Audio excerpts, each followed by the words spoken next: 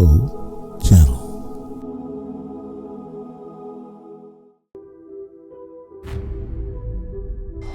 Here's a triangle, something right there. Triangle right back here.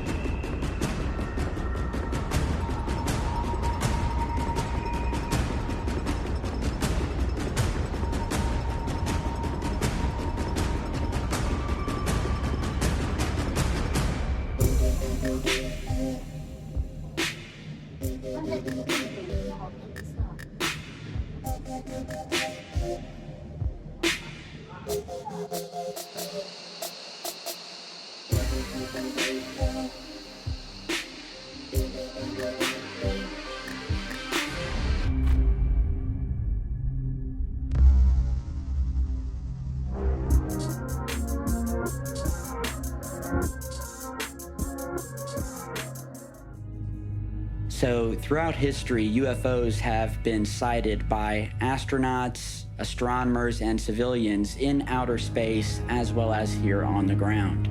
What about all the sightings that have occurred on land?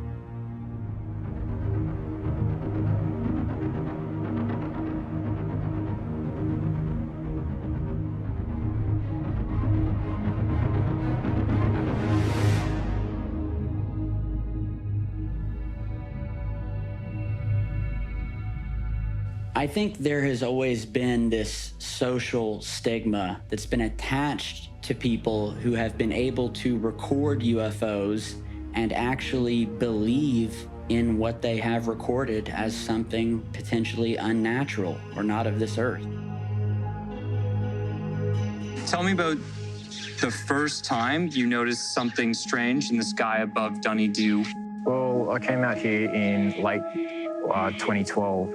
In August, and pretty much the second night that I was staying here, I noticed a strange ball of light moving across the house in the backyard, the property behind us, and it was moving very slow over the rooftops, and it was actually illuminating the rooftops underneath it as it was moving.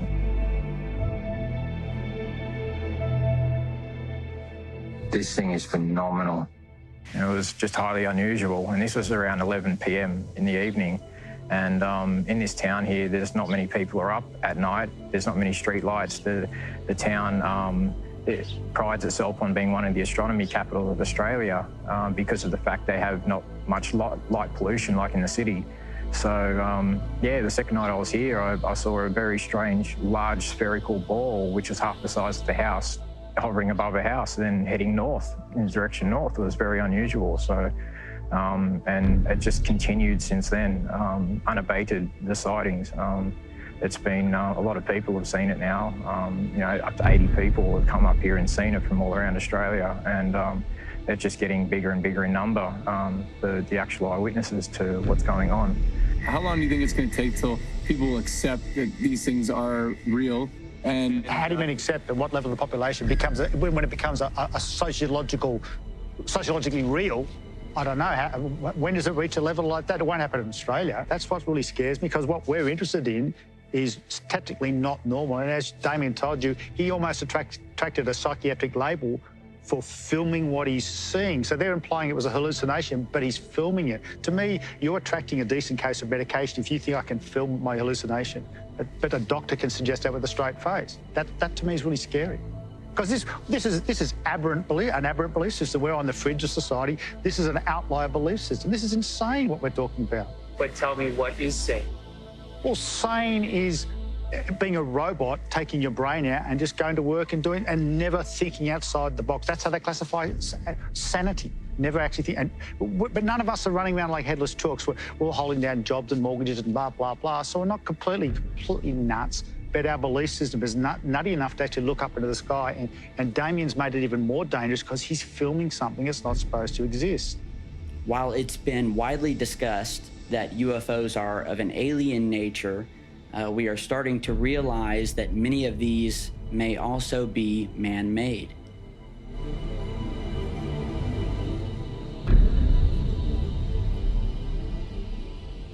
What is secret space theory, and what are your findings on the topic? When you talk about secret space theories or secret space ideas, you're really talking about two different things here, and they're both valuable, they're both important. But we're really talking about conventional secret space operations and unconventional secret space operations. So let's the conventional first. Look at it from a military point of view, and that particularly of the United States military, which looks at space as a necessary theater of operation, a necessary platform that must be dominated by them. If they're going to dominate any theaters of operation on the surface of Earth, they must control space. It's absolutely essential.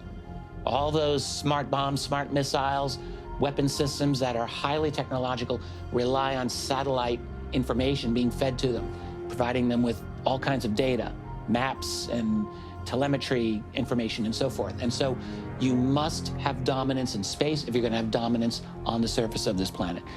Every military power on this globe knows this fact. I think it's important to have serious historians like Richard Dolan who can really look into the UFO phenomena and the history behind it. And we're going to look into some of that history today. The YB-49 was the first vector-shaped, jet engine-equipped aircraft to successfully fly our airspace in 1947. Called YB-49, the huge 100-ton dreadnought packs 32,000 horsepower in its 8 jet engines. At the controls during the initial flight are veteran test pilot Max Stanley, center, and crew of 2. Theirs is a big job, and like a giant boomerang, the mammoth craft picks up speed.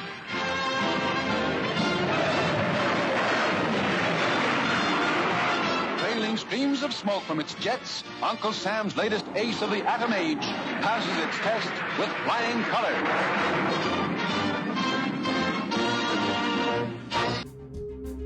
The YB-49. It was a successor to the YB-35, which used propellers to navigate the skies, and a precursor to the B-2 stealth bomber.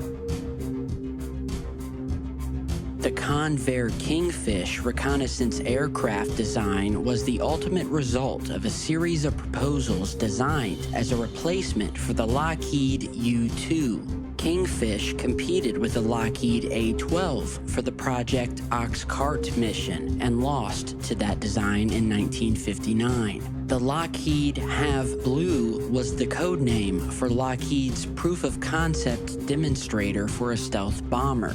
Have Blue was designed by Lockheed's Skunk Works division and tested at Groom Lake, Nevada.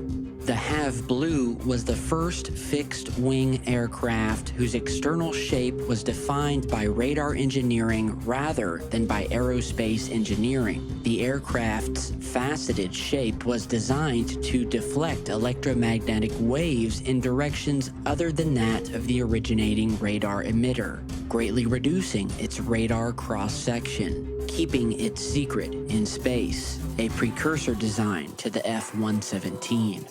Over the years, as the United States' technological progress advanced, so too did their military arsenal. This arsenal has been tested in the field of battle, like the Vietnam War, and of course in the Middle East from the 80s up until recently.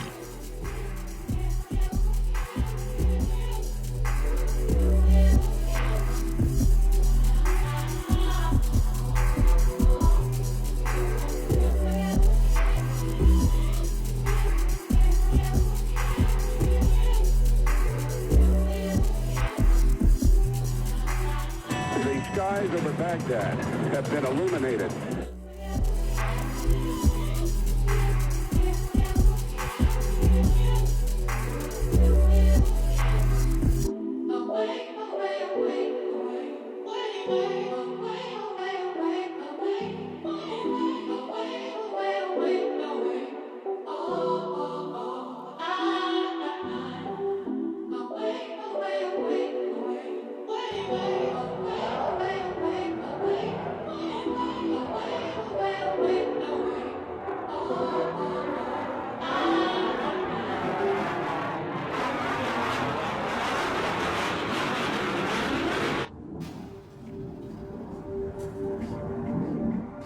Not every citizen of the public is exposed to the modernization of our military craft, but there are those who have worked inside our military who have watched firsthand the development of incredible secret aerospace technologies evolve over time.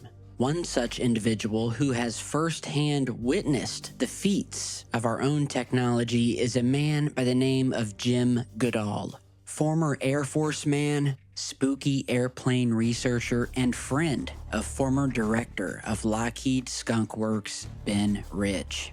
Jim is an extremely experienced individual when it comes to the hidden history of secret aircraft. He blew the lid on Area 51, and as a photographer, he's uncovered the hidden history of test aircraft before they were public knowledge. This is the shape of the F-117. It's an arrowhead. I don't know if it's being lit up or whatever. And this was given to me by a F-117 crew chief. This is the actual RAM, radar absorption material, used on the F-117. I said, can I go to jail for that? And they said, no, the technology's changed so much. You know, this is 40 years old. It's old technology.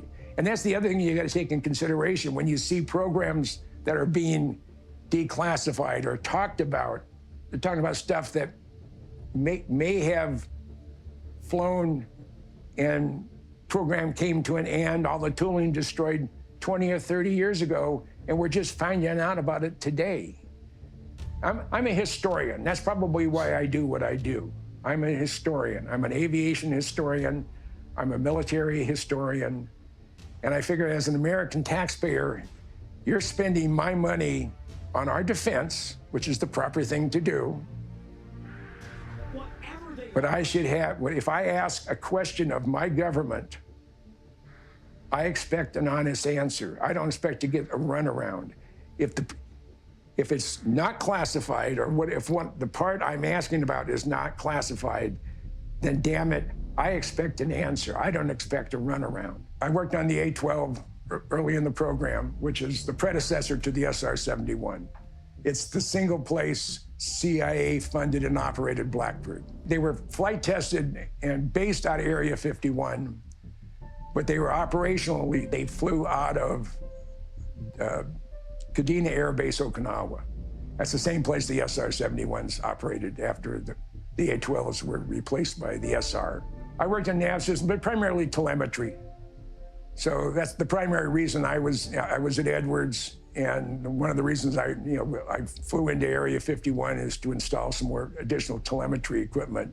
The stuff I was working on wasn't classified. The programs that were monitoring were. That would be flight testing for the XB-70, the YC-140 one-star lifter, and of course the Blackbird. And on May 30th, 1967, Mel Vavadich flew the first A-12 from Area 51, air refueled twice, and flew from Area 51 in central Nevada to Kadena, Okinawa in 5 hours and 29 minutes. If you're going to take a commercial airliner today, it'll take you 17 or 18 hours for that same flight. Mel was the first guy to fly an operational mission, and that was on May 30th, 1967. When was it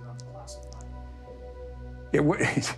The last flight was on the 21st of June, 1968, and it wasn't until the fall or early winter of 1988, 20 years after he was retired, that they admitted to the existence of the single-place CIA version of the Blackbird, referred to as the A-12.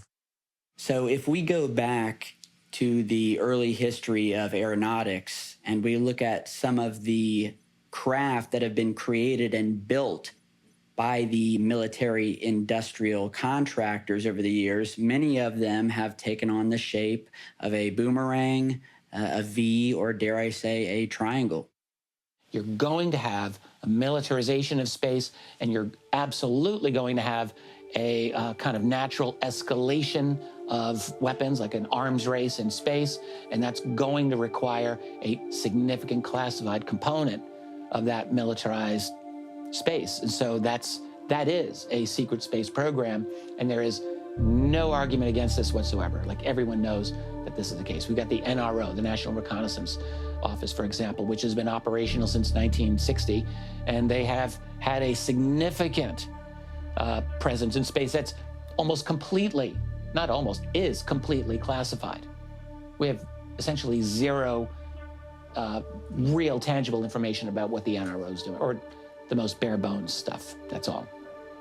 And, you know, you've got the Navy, you've got the Air Force, both of which have classified space elements. And now with a unified Space Force, that's all going to be reorganized. But you're going to have massive classified components to all of this. So that's a conventional way to look at a secret space program. And that will incorporate,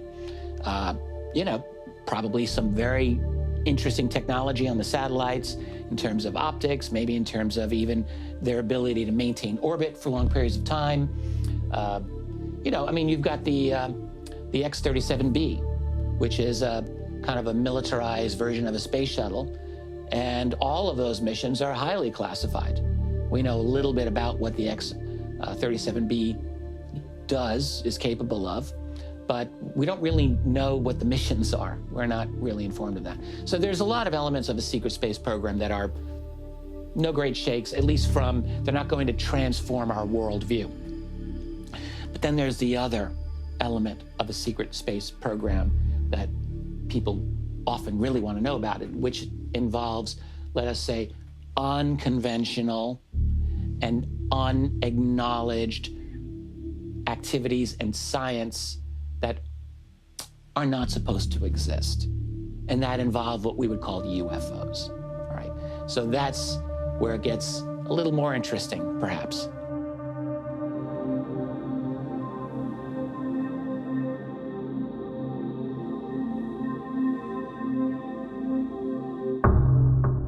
I had a dear friend just pass away. He is a retired SR-71 pilot named Dave Fruhoff. And Dave retired as a lieutenant colonel. I'm talking with Dave, and I said, Dave, do you believe in UFOs? He said, absolutely, positively, they do exist. He said, I was flying a night training mission in an SR-71 out of Kadena, Okinawa. I was in the far western Pacific. We were at 78,000 feet, 77,000 feet at Mach 2.7. We're going straight. It's 11 o'clock at night, and we're sort of heading our way back towards Kadena. It was a 3/4 moon, And all of a sudden, Dave said he got a glint of something metallic 5 or 6 miles off to his right, and maybe 4,000 or 5,000 feet above him. So he contacts Kadena on secure voice, said, "Do we have another bird up?" He said, "You'd know if we did. You were at the briefing. No, you're the only one up there." He said, "No, I'm not." So I'm gonna go take a closer look. His backseater said, "Hey, Dave, we have company." He said, "Yeah, I'm gonna go see who it is." So he he advances the throttles, about a 10-degree bank, and he's climbing and he's heading towards this object. He's still getting glints off of edges. It's not circular shaped, it has sharp edges, and he's getting glints, and it's metallic, or it's shining. He figured when he was about a mile or two away from this object, and still a couple thousand feet below it accelerated at about a 30-degree angle of attack and left him in the dust. About 85,000 feet to 180,000 feet. I mean, boom. I mean, it was like he was heading in the opposite direction. He figured it was going at least 8,000 to 10,000 miles an hour. In 1978, cosmonaut Pavel Popovich claimed he saw a sparkling white object in the shape of an equilateral triangle flying at about 10,000 meters above Earth. I think it's amazing the way that NASA and other aeronautics industries have been able to hide this strange alien or UFO phenomenon from the general public for so many years.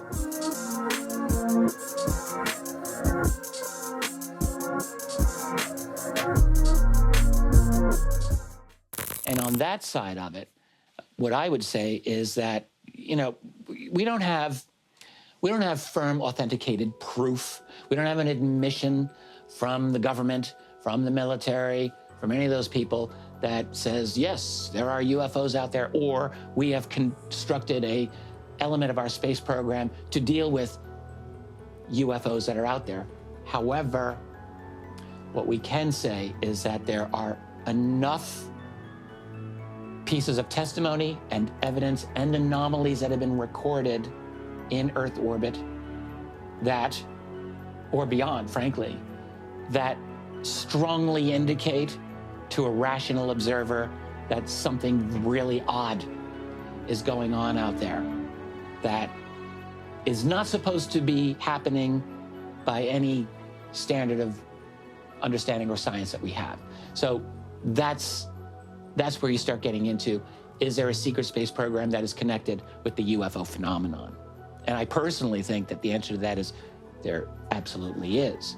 And the real question is, how far does it go? What are the real contours and parameters of this presumably very secret classified space program? And that's where, you know, I don't know anyone who actually knows the full dimensions of how far it goes. In other words, do we have black triangles that can go beyond Earth orbit to a nearby planet or the moon or something like that? I mean, there are people who make this claim.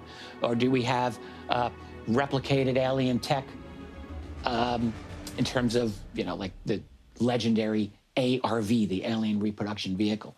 Did we actually make that, and has that gone throughout the solar system? But we don't have proof of these things, but we have our stories, and some of them are pretty darn interesting, and some of them are maybe believable to those of us who've looked into it.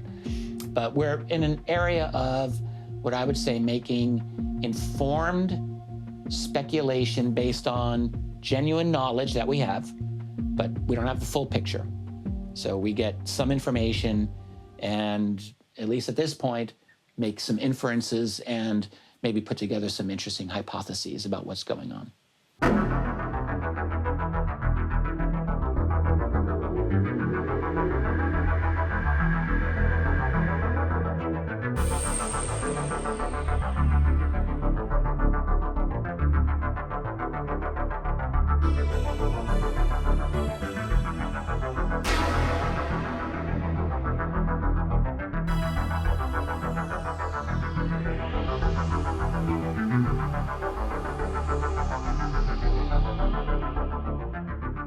As you watch, notice all of the different signs of triangular or TR-3B-like objects in all of the mission patches and NASA imagery. NASA's meatball insignia is far from the only example of official space program symbology that blatantly engages in this kind of vector worship. This is NASA's official seal, which was also designed back in the late 1950s at the same time as the meatball insignia. Created for what NASA describes as usage in more formal settings, note how the layout of the official seal also allows the vector symbol to feature prominently. It should be considered very interesting that NASA is by no means the only space agency on Earth that adopted some variation of this vector symbology as a primary element to include in their official insignia and seal designs. These are the official insignias for Roscosmos, Russia's new federal space agency established in 1992. The overt inclusion of the vector symbology is rather obvious here. Likewise, in the case with the official logo for StarSim, the joint Russian-European organization that since 1996 has run the ultra-dependable Soyuz rocket program. Established in 1996, the Chinese National Space Administration and their primary contractors, the Chinese Aerospace Corp, both decided to employ the vector as the main component in the design of their official insignias too. The Japanese Aerospace Exploration Agency also felt it prudent to ensure the vector symbology featured heavily in their design. The official insignia of the Canadian Space Agency made sure to include the requisite vector worship as well, as did the NSPO. The ISRO, India's space research organization, so did the Belgians, the French, and the Swiss. South Korea could not avoid including a variation of the vector either, and neither could the new UK Space Agency, German Aerospace, Turkey, Malaysia, Ecuadorian Civilian Space Agency, Iran, Saudi Arabia, Indonesia, and even Bulgaria. All those space agencies from around the globe decided to include some variation of this particular symbology in their official insignias. And paying homage to an old American hypersonic wing design from the late 1950s is absolutely not the reason this global vector veneration exists. Are you starting to see the pattern?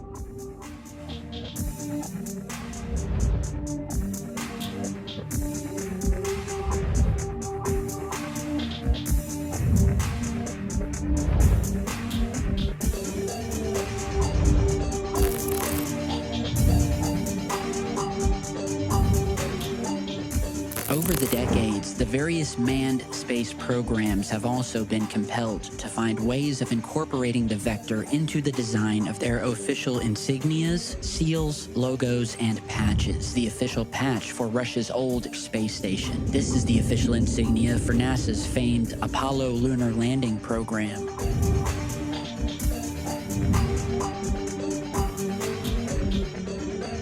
For example, the official insignia of NASA's STS space shuttle program is comprised of more than one representation of subtle vector symbology.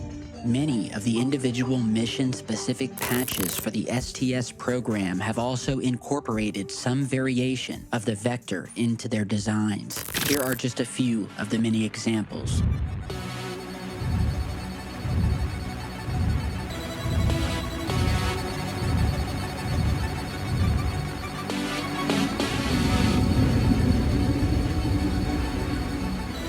Since 2000, the various long-duration expeditions to the International Space Station have also not been able to avoid the use of the vector symbol in their official mission insignias. Sometimes the symbology is displayed quite overtly, and sometimes it is buried in design subtly. See how the shape of the book's open pages, as well as the rays of the sun, both create and disguise the vectors? Nonetheless, whether sweeping or straight-edged, blatant or subtle, this V or inverted V symbology, in some shape or form, is there.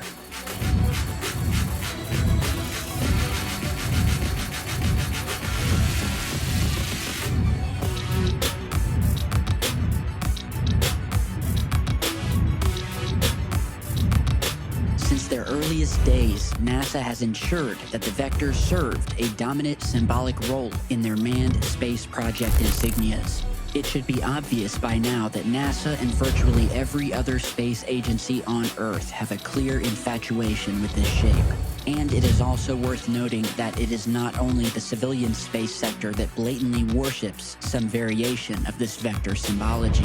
In the military realm, the U.S. Department of Defense makes use of this symbology over and over again in their many space-related programs. Again, here are just a few examples.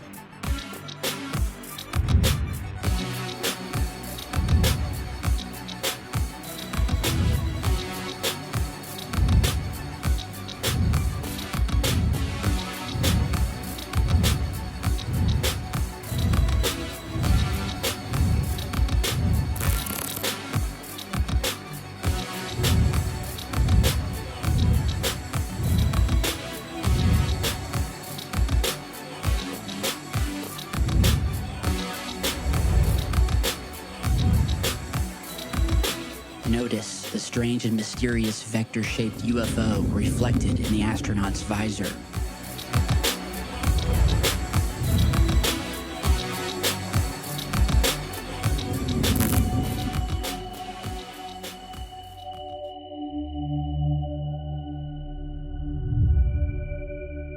We leave you much that is undone.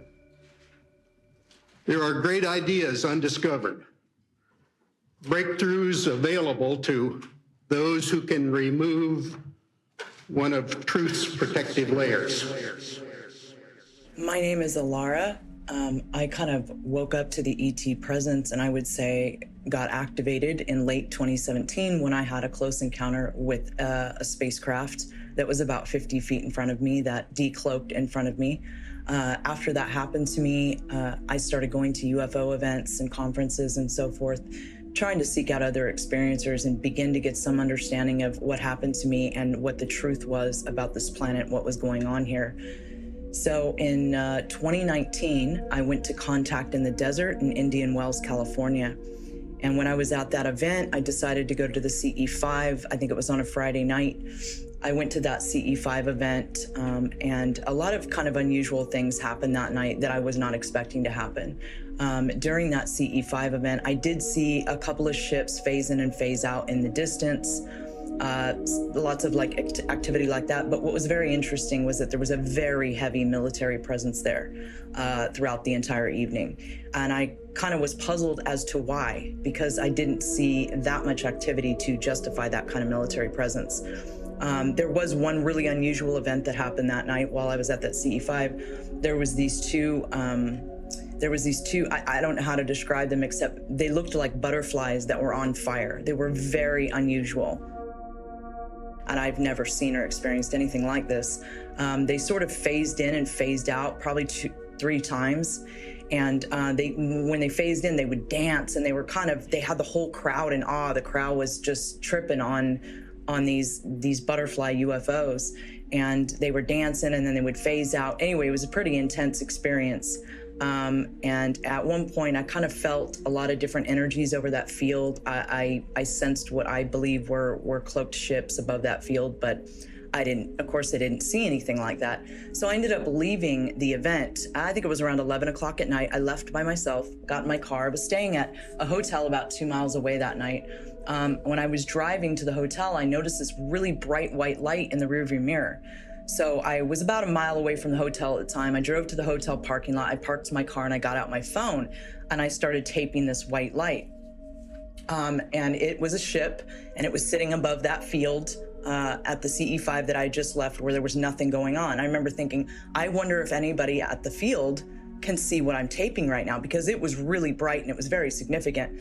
So I was taping that for about 35 minutes. It was there for quite a while, just sitting above that field. And at a point, I ended up going back into my room and playing the footage back. Well, when I played the footage back, I noticed there was a TR-3B sitting there cloaked above that ship, above the field, the entire time.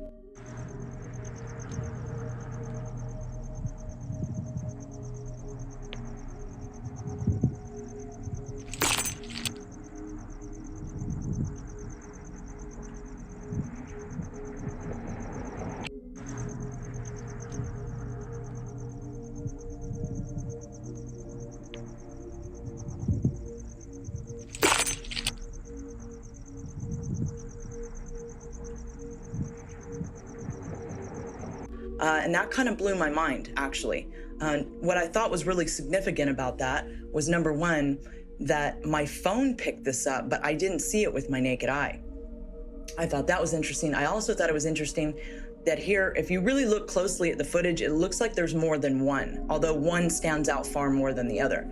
So I thought it was significant also that there was a TR-3B craft, whether there was one or two, sitting above the field of a CE5 event at a major UFO conference. I thought that's kind of spoke volumes about what's going on here. And so if you ask me, I think that we've back-engineered alien technology.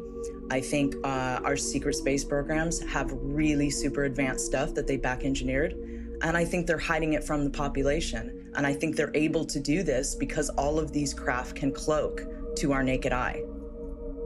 Also, it occurred to me later that those two butterfly UFOs that were on fire, that perhaps those, that I was right about my intuitive hit on those, and maybe those were a projection coming from one of those cloaked ships above the field.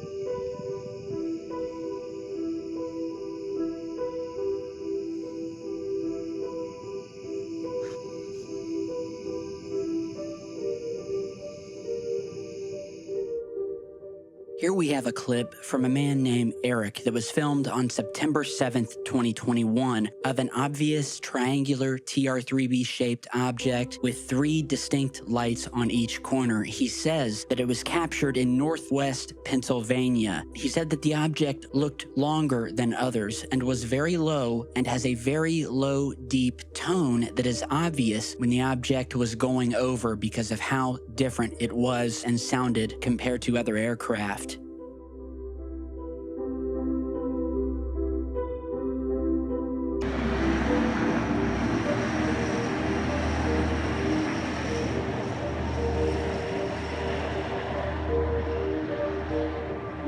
What is that?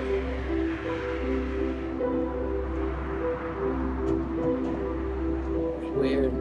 Here we have an almost identical object to the clip that you just saw, with white glowing lights on each corner forming a triangle that seems to be moving steadily and silently as it passes above and finally fades off into the darkness. The man who recorded this, Joe Wall from New Hampshire, said, quote, "I made a little compilation where the original video plays first, then with it zoomed in and slowed. I thought it was pretty insane. That whole town kept losing power that night as well. It would go off and back on. Couldn't even use my debit card at the gas station. I stayed at a hotel right there."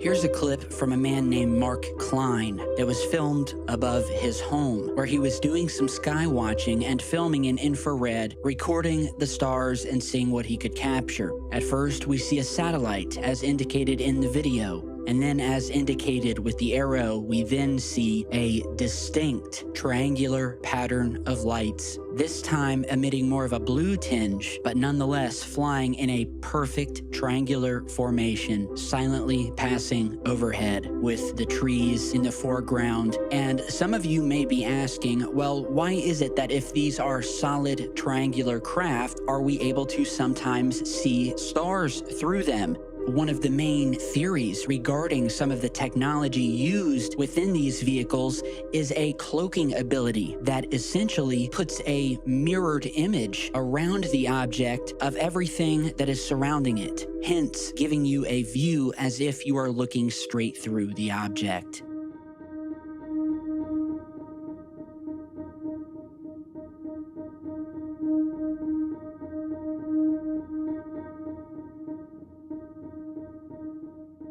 In this amazing clip, we have another object that is extremely similar to one of the earlier clips we showed of another one of these triangular formations of lights moving in a perfect synchronized fashion as if the lights are locked in with one another. The man who captured this, Michael Serrata, said, quote, "I captured footage of a huge triangle formation or possibly a single object 2 months ago. I have since filmed other triangular UFOs similar to this object, but are different triangle-shaped formations."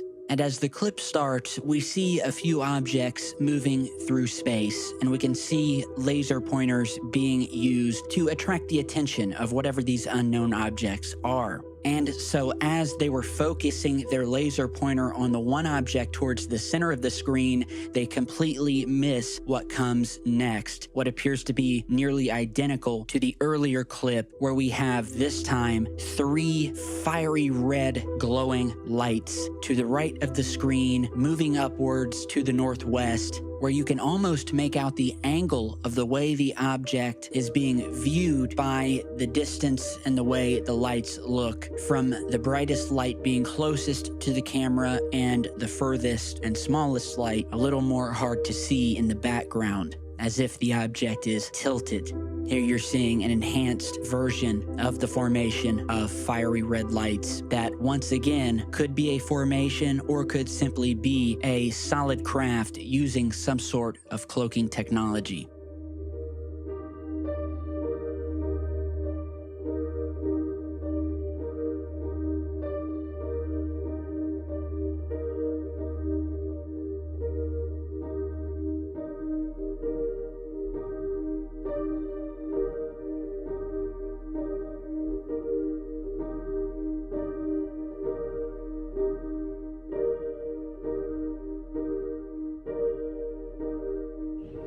Here is a recent clip taken above Shanghai, China in June of 2021, where bystanders on the ground were shocked to see this solid, sharp-edged black triangle sitting silently in the sky, moving slowly through the clouds of Shanghai.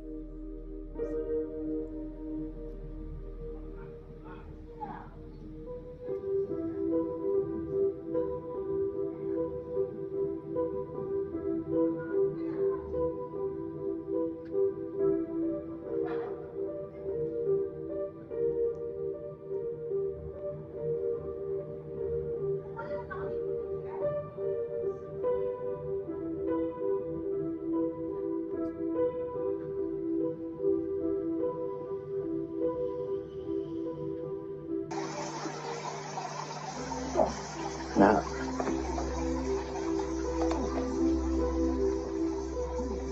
a weird little thing. Looks like a stingray type thing.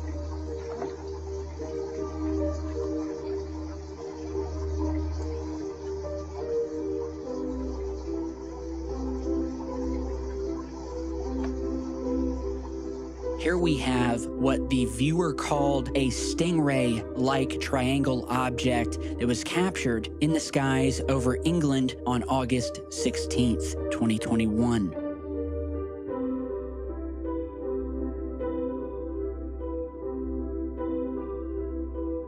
In 2004, the United States Navy applied for a patent to produce a triangular craft that looks a lot like the TR-3B, and its propulsion system could be something completely different than what the original TR-3B supposedly operated on.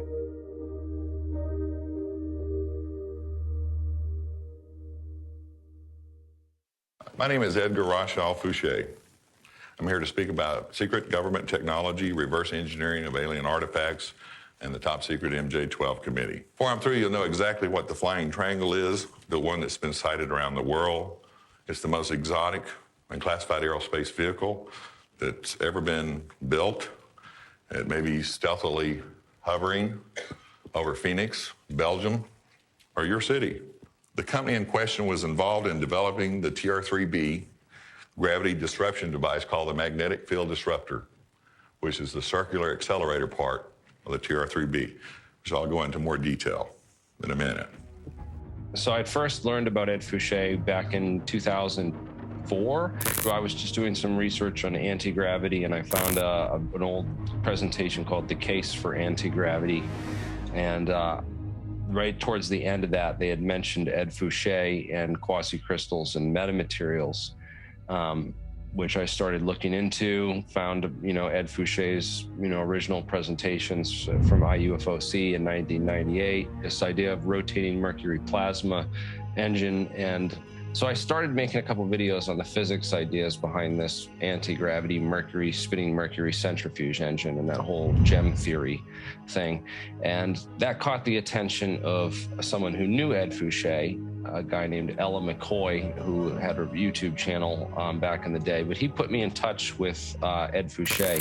The rest of this video, although not complete, is a list of man-made advanced propulsion, or as those of us in the know like to call them, alien reproduction vehicles. I'm going to go over a few known examples of these and how to differentiate between them and actual alien vehicles, those produced and flown by extraterrestrial entities. The first on our list is the TR-3B Flying Triangle, which is the craft we see in the first ever episode of X-Files. This craft was the first ever prototype ARV to use the superfluid anti-gravity centrifuge engine. It looks like they built the engine first and then came up with the aircraft design to build around it to make it fly. If you notice, the fluid is rotated inside of a small semi-spherical container located at the center of the craft. Since the TR-3B uses an accelerator with a small radius, it only succeeds in eliminating 85% of the total weight of the craft. Thus, the rest of the lift is provided by 3 thrusters at each corner of the triangle, similar to the PV-704s used in the Avercar propulsion drive, only these run on liquid oxyhydrogen. These serve to stabilize and control the flight of the craft, as well as a portion of the lift. Stabilization and direction is a key design problem with craft that utilize a superferrofluid anti-gravity engine. Note the 3 stabilizer units mounted on the underside of these other craft. These are most likely some sort of specialized gyroscopes, but they also could be some sort of wave amplifiers, as Bob Lazar suggests. Either way, their function is more or less the same: stabilization and direction. You can tell by the fact that there are 3 of them. It appears that they also double as tripod landing gear. Brad Sorensen produced this drawing of an ARV, or alien reproduction vehicle. Here are some other photographs of similar craft, which in my opinion are all man-made products of the secret government. To me, the most fascinating vehicle from the Aurora program has been the TR-3B. It's a triangular-shaped vehicle that uses a circular accelerator, as you imagine a circle within a triangle, that rotates a mercury-based plasma at 60,000 revolutions per minute, pressurized at 250,000 atmospheres, and supercooled to 150 degrees Kelvin. I absolutely believe that all the triangular-shaped vehicles that have been spotted belong to the U.S. government. He does come from a background of, intelligence, and he did teach me a lot about, how the intelligence works in the military and how these special access programs and how all the funding and the contracting and all that stuff really works.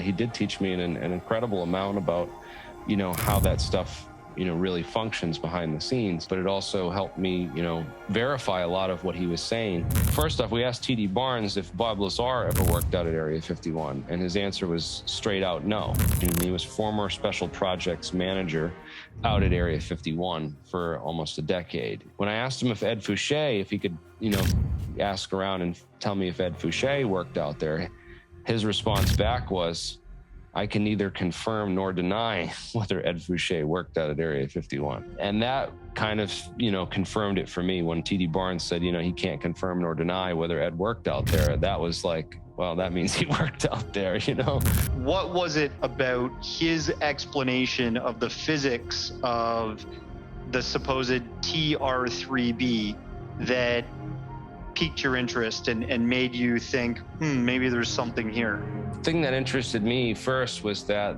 there was a couple different sources talking about this rotating superconductors research was just coming out. A lot of that research was being done at NASA at the time and was coming out through American Anti-Gravity around the same time. So we were learning about NASA's research with rotating superconductors, the Russian Podkletnov and his rotating superconductor experiment. And so I thought that there might be some sort of connection between, rotating superconductor anti-gravity research and this idea of a rotating mercury-based plasma. And so I began investigating that connection first, and that's what drew me initially to the propulsion technology side of it.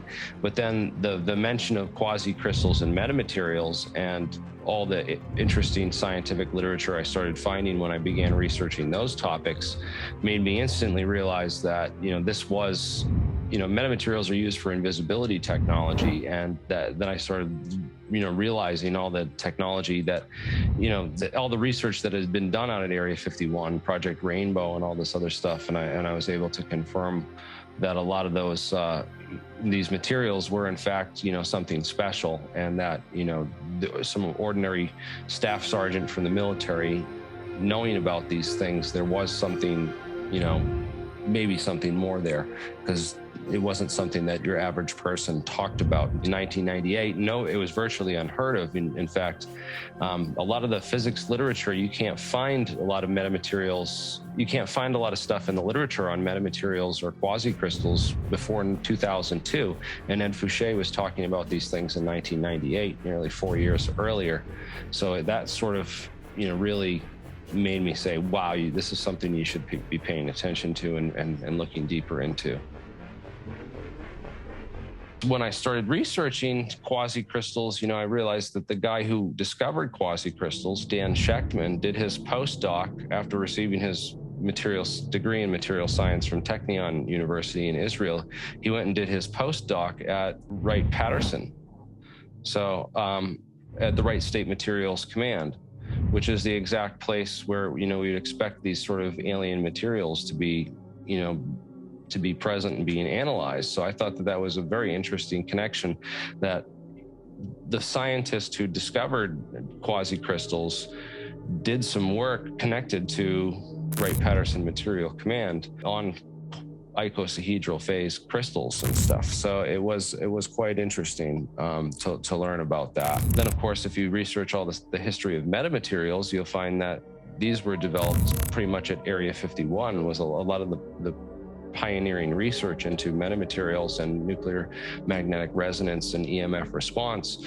Those technologies were pioneered at Area 51. Again, metamaterial is an interesting word. It's basically a metamaterial for the layman is a material that gains its resonant or response properties through its structure, not through its composition or what it's made of, but by just the natural structuring of the actual material. So it was discovered that grids, for example, had a different response, or things with sharp edges had a different response than smooth edges and rounded edges, which is why you see all those sharp edges on the F-117 stealth fighter versus the round edges on the fuselage. Then the quasi-crystals, because that was some deep insight into some interesting information, and how he knew about that and how he was aware of those technologies. I'm still trying to figure that out. And I think it might have been, he might have knew Hal Puthoff and might have gotten the information through Hal Puthoff. That was one contact I know that he had, because he talked about Hal Puthoff, and actually had his email and put me in touch with Hal Puthoff years ago at one point. So I know that he had some of these contacts who were into this black world physics stuff. So a quasi-crystal is a aperiodic crystal. It has different phase. It has recurring symmetries, but it doesn't have innate symmetry at the basic level. It has a more complex symmetry shape. So there were originally thought not to exist. In fact, one of the most famous scientists of the day, Linus Pauling, once famously claimed there's no such thing as quasi-crystals, only quasi-scientists, making a direct, jab at Daniel Schechtman, who's of course the scientist that made this discovery and won the Nobel Prize for the discovery of quasi-crystals. Also, quasi-crystals have very amazing optical properties, which is one of the main things that I took note of and started researching when I first found out about them. For instance, researcher from Princeton, New Jersey, Eric Quinones, showed that you could bend fiber optic signals at 90-degree angles without losing signal quality. So basically, you can build photonic computers out of quasi-crystals and metamaterials, and build waveguides that would use light in and photonics in a type of advanced circuitry. So that was what I first saw and started learning about when I first researched these things back in 2004. And I immediately, realized that, we're dealing with something very close to alien technology, and what I would believe alien technology would look like, describe as we think of it, engineered down to the atomic level. A rotating, a pulsating red light in the middle. We also talk about an object that had a vertical development. Those who could see it from the side saw a dome on the top of it. And in this dome, there were windows. In my opinion, it didn't have any influence at all on all the witness reports which were done before. So it has no influence, in fact, on the Belgian wave. But it's very unfortunate that we have shown this photograph as being the brand of the Belgian wave, as being the object that has been operating above Belgium. So what kind of aircraft were being developed in the late 1980s that could explain that Belgian wave of UFO sightings? Because I've had a number of people that have watched my videos on the TR-3B and came and said, listen, I had a sighting, I saw this craft, and there's nothing else that looks like it except this TR-3B thing that you're talking about. Nothing else that can describe accurately what I saw.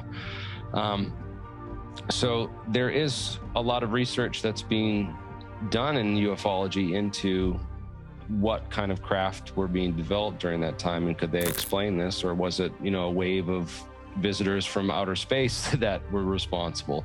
What are the origins of that craft and that people were seeing in those sightings? So we did look back to, Northrop Grumman and that 1991 Popular Mechanics article on the TR-3A, because we have a TR-3A. It's apparently, there's blueprints on it. There's a contractor, Northrop Grumman, that developed the TR-3A. So that led us to thinking, oh, well, TR-3B's got to be another Northrop Grumman craft, because, it's just one letter off. But then I talked to Ed Fouché, and he said, no, he didn't think that Northrop Grumman was the contractor, that they had used the TR-3A and changed the letter to make it, similar, so that it would throw people off as another layer here of secrecy to throw people off. So it's hard to say. We have never found, blueprints or, a contractor or anyone come forward that said they've worked on these massive space platforms.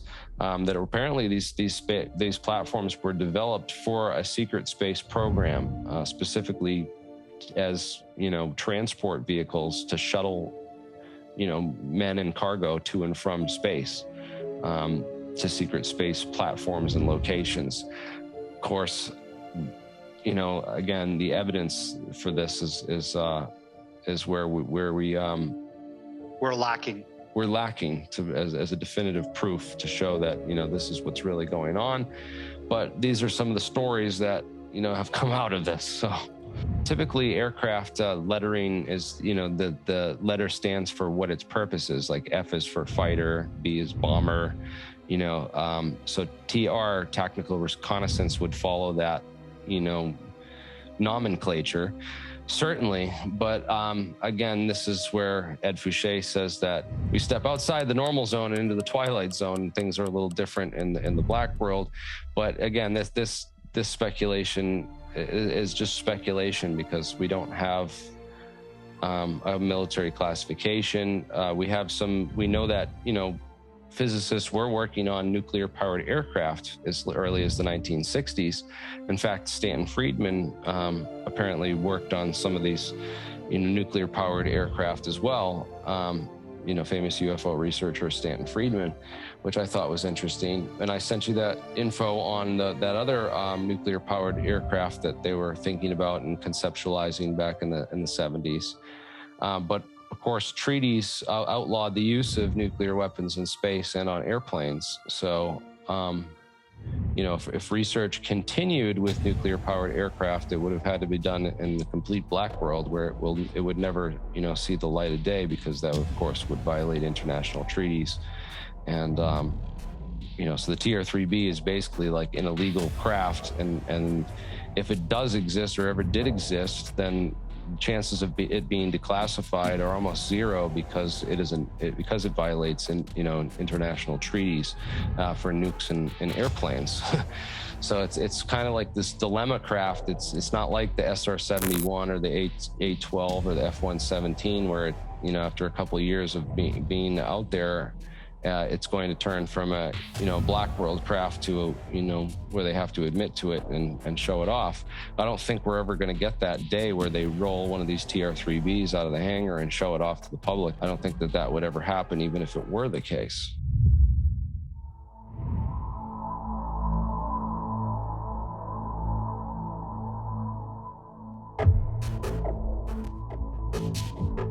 The person who founded and created the Lockheed Skunk Works was Kelly Johnson. His right-hand man was Ben R. Rich. Ben was an aeronautical engineer. He was a thermodynamist. I think he was originally from England. I think I met him at a conference and talked to him and asked him, could I call you? And he was very obliging.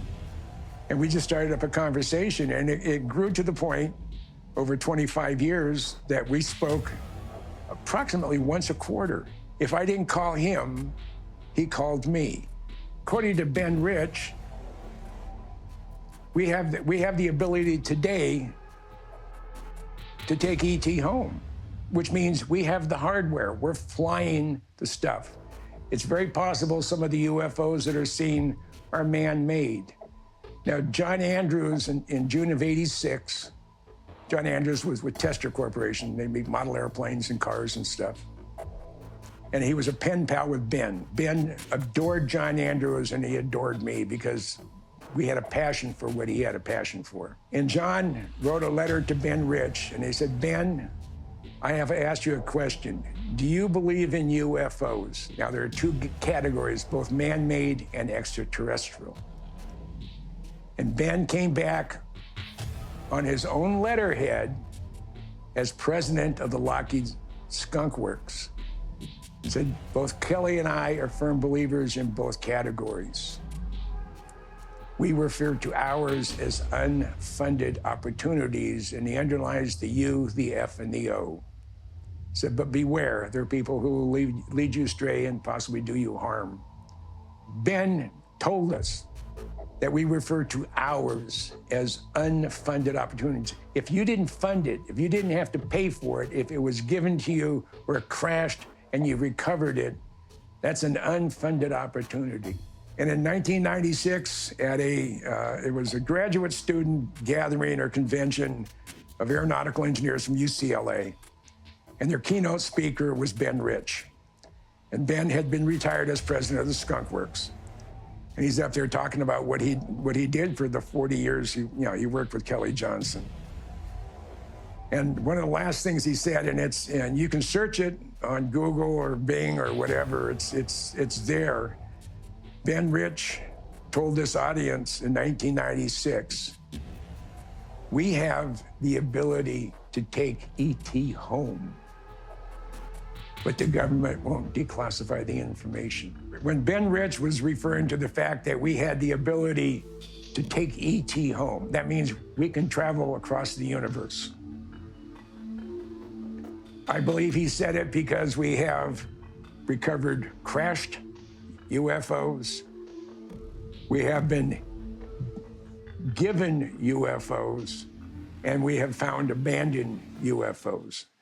Now, one question has been raised repeatedly when you talk about issues about disclosure, right? UFO disclosure. And there's a very significant argument that the admission of something else out there can easily be used, let's say, by the military to justify, further ballooning of the already massive military budget. You hear this a lot, and some people will talk about this in a totally pejorative way. They'll say, well, they're creating an alien threat where there isn't one, just to scare the public and justify all of this extra money being spent to either take your rights away or to just spend a lot of money on military. There's another way to look at it, which is that they might play it that way because there is a genuine threat. Like a lot of the folks who complain about the possibility of like a false flag or some kind of deception about an alien threat, they're working off the assumption that the aliens are definitely not a threat or are definitely beneficial. And, where I stand on that is I think that's never been a rock-solid assumption. There are people who believe that. I've just never been fully persuaded by the evidence that that's true. My own opinion is that, at least based on the behaviors that we have recorded, okay, is that I actually think that there are multiple groups and there's more than one. And from the information that we are getting, there's at least reason to think that one of those groups does not have our best interests at heart and may actually be hostile to us. And I've heard this again and again and again. And indeed, when you look at the long history of military engagements with these things, they're not usually initiating overt hostilities, although there have been pilot deaths in connection with UFOs. And some of the engagements do actually seem like they're being hostile, but generally, they're just being provocative in one way or another. So at the least, you can say there's some kind of trouble up there in paradise between us and at least one group of them. And if you're a military person, look, your job in the military is to defend your nation. That's your job. And if you've got even a potential threat in these other things, you have to, by your duty, you have to recognize that threat and you have to at least have a plan for dealing with it. That's just the reality.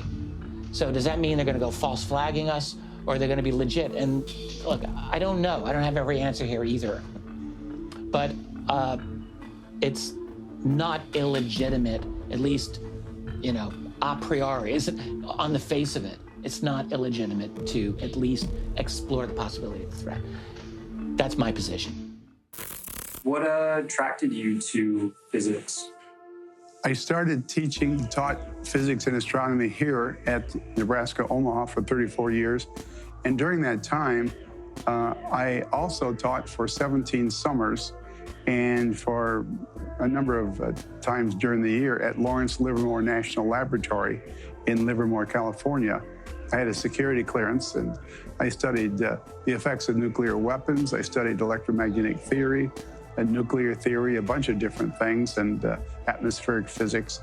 And I did that for 17 summers, and that was a big part of my research. I also got a grant to work for NASA. STS-48, September 13th, 1991. It appears there is something coming from the Earth's surface in response to an object entering the atmosphere. Soon after this footage was shot, Dr. Kasher wrote a full scientific analysis of the event. He submitted his findings to NASA and the public. I don't know what this thing is, but it's really a very interesting object too. Water dump attitude will take about 15 minutes, and in order to start the dump on time, we'd like for you to do that maneuver now. We need it to prevent contamination.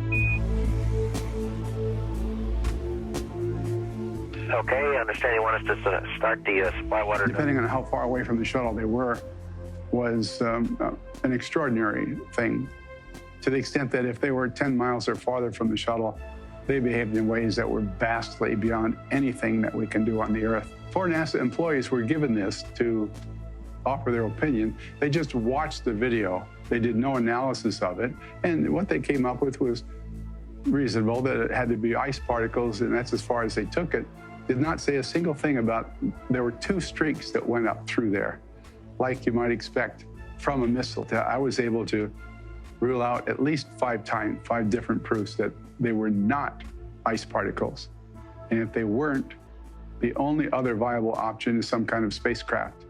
And the way it behaved, again, I can't prove how far away it was from the shuttle. If it was a mile away, that's unbelievably close. It's dangerous. If it's 10 miles away, it accelerated in a fashion that was beyond anything that humans could stand. 100 Gs it would be, which would destroy a human being. And then if you start going out beyond 10 miles, then we're talking about quantum leaps in technology beyond what we have. And so, to me, the logical conclusion is that these were spacecraft from somewhere else out in space away from the shuttle.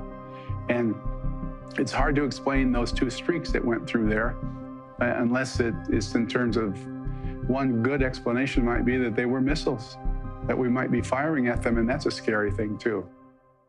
Dr. Jack Kasher is another perfect example of a NASA employee blowing the whistle on UFOs. As we continue into modern space exploration, NASA became more sophisticated in their approach at hiding what they were recording above and beyond. Houston, this is Discovery. We still have the alien spacecraft under occurrence. We have an unidentified flying object. We'd like to ask for your input. Share your opinion and expertise with us in the comments after watching the video. If you're a subscriber, you'll always get a heart from us as a small thank you, and we'll pin your important post to the top where everyone will read it first. Just make sure you've already subscribed, like the video, and mention both at the beginning of your comment.